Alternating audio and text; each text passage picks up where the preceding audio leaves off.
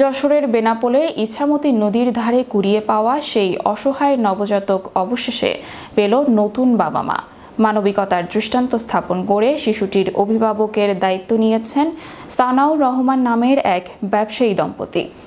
মঙ্গলবার সকাল 10টার সময় শার্শা উপজেলার প্রশাসনের আনুষ্ঠানিক প্রক্রিয়া শেষে সানাউরের স্ত্রী শিশুটিকে কোলে তুলে নেন। মুহূর্তটি ছিল আবেগময়।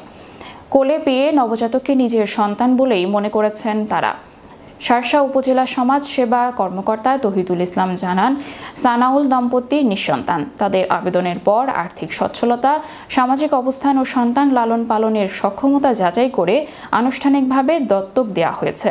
এ সময় শার্শা উপজেলা কৃষি কর্মকর্তা দীপক কুমার সাহা, মহিলা বিষয়ক কর্মকর্তা গুলশান আরা, শার্শা থানার অফিসার ইনচার্জ আব্দুল আলিম উপস্থিত ছিলেন।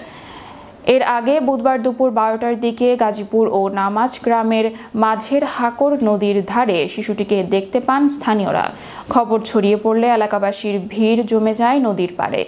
পরে শার্শা উপজেলা নির্বাহী কর্মকর্তা ও বেনাপোল পৌর প্রশাসক ডাক্তার নাজিব হাসান ঘটনাস্থলে পৌঁছে নবজাতকটিকে উদ্ধার করেন। শিশু কল্যাণের যে একটা বিজ্ঞপ্তি, সেই বিজ্ঞপ্তি অনুযায়ী আবেদন করি।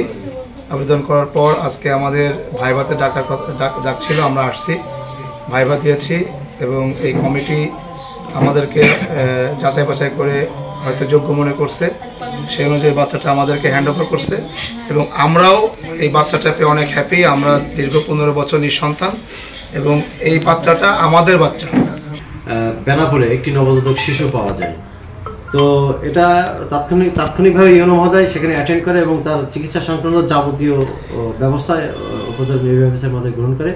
পরে উপজেলা শিশু কল্যাণ বোর্ডের মাধ্যমে জরুরি মিটিং হয়। মিটিংয়ে আবেদন আহ্বান করা হয় এবং যারা আবেদন করে, মোট 12 জন আবেদন করে, আবেদনের ভিত্তিতে বেস্ট ওয়ানকে আমরা সিলেক্ট করেছি।